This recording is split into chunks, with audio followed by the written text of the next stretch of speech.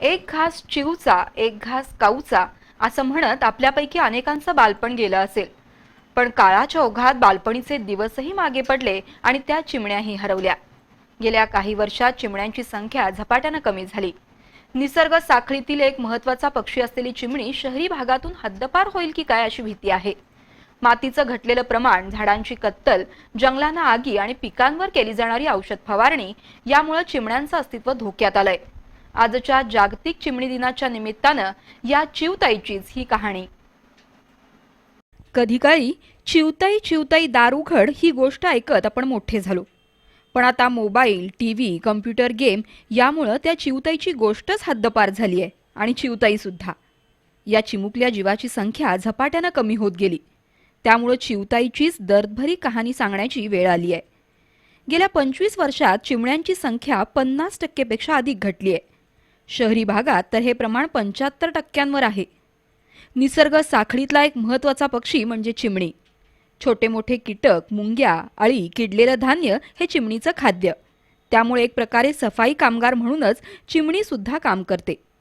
चिमण्यांना अन्न पचनासाठी मातीतील खड्यांचीही गरज असते.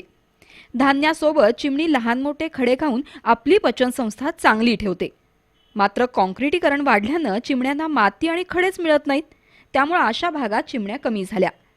मातीमध्ये चिमण्या मडबात घेतात, म्हणजे मातीनं अंघोळ करतात. त्यामुळे त्यांच्या शरीरावरील जीवाणू मातीत मिळतात आणि त्यांना त्वचा रोग होत नाहीत. पण आता मातीच कमी झाल्यामुळं चिमण्यांच्या अस्तित्वावर परिणाम होऊ लागलाय. शिवाय धान्यांवर जे कीटकनाशक फवारलं जातं त्यामुळेही चिमण्यांची संख्या कमी झाली आहे. माणसाच्या अगदी जवळ येणारा पक्षी म्हणजे हाऊस स्पॅरोज, अर्थात आपली चिवताई. पण या चिवताईच्या अस्तित्वावरच प्रश्नचिन्ह निर्माण झालंय. निसर्ग साखळीत चिमणीचं महत्त्वाचं स्थान आहे. चिमण्यांच्या घटत्या संख्येमुळे या निसर्ग साखळीलाच धोका पोहोचतोय. पण चिमणी फक्त एक दिवसापुरती न वाचवता आणि फक्त चिमणीच न वाचवता सगळेच पक्षी आपल्याला वाचवणे गरजेचे आहे. यासाठी आपल्या दैनंदिन जीवनामध्ये, आपल्या जीवनशैलीमध्ये सुद्धा बदल करणं गरजेचं आहे. फक्त चिमण्यांना राहण्यासाठीचा कृत्रिम निवारा करणं, त्याची अन्नाची सोय करणं आणि एकूण त्याला खाद्याची सोय करणं आणि पाण्याची सोय करणं, ह्या 3-4 गोष्टी जरी आपण केल्या, आता आपण करत आलेलो आहे. पण त्याच्याही पुढे जाऊन आपल्याला आपली जी लाईफस्टाईल आहे, जीवनशैली आहे, त्याच्यामध्ये उदाहरणार्थ द्यायचं झालं तर आपल्याकडं भांडी धुवायला जो का ॲल्युमिनचा चोथा म्हणून वापरला जातो, हा ॲल्युमिनचा चोथासुद्धा चिमण्यांच्या किंवा पक्ष्यांच्या मुळावर घालायला लागलेला आहे. कारण ॲल्युमिनचा चोथा वापरून झाल्यानंतर तो परत त्याच्यात खरकट अडकलेलं असतं, ते कुठेही टाकलं जातं, ते परत पक्षी खातात. त्यामुळं पक्ष्यांच्या तोंडामध्ये, नाकामध्ये हे तारा त्याच्यातल्या जातात. त्यामुळे पूर्वीच आपल्याला जो नारळाच्या शेंडीपासूनचा जो चोथा आहे, तोही चोथा तयार करून जर ते वापरले तर ते पक्ष्यांना हानिकारक ठरणार नाहीत. अशा बऱ्याच गोष्टी आपल्याला सांगता येतील. किडलेलंच धान्य पक्ष्यांना टाकावं, कारण आपल्याकडे पॉलिश्ड धान्य असतं आणि ते बोरिंग पावडरनं आपण पॉलिश केलेलं असतं, तेही चिमण्यांना आणि एकूण पक्ष्यांना ते घातक आहे. जंगलातील वणवे, मोबाईल टॉवर यामुळे सुद्धा चिमण्यांची संख्या कमी झाली आहे.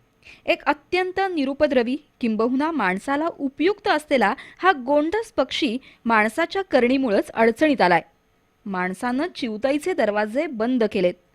आधुनिकीकरणाच्या नावाखाली आपण काय काय गोष्टी मोडीत काढतोय याची एकदा यादी केली पाहिजे. त्यामध्ये चिमणीचं नाव दुर्दैवानं नक्कीच असणार. म्हणूनच आता चिमण्या वाचवा असं म्हणायची वेळ आली आहे. जागतिक चिमणी दिनाच्या निमित्तानं एवढं भान बाळगलं तरी खूप आहे.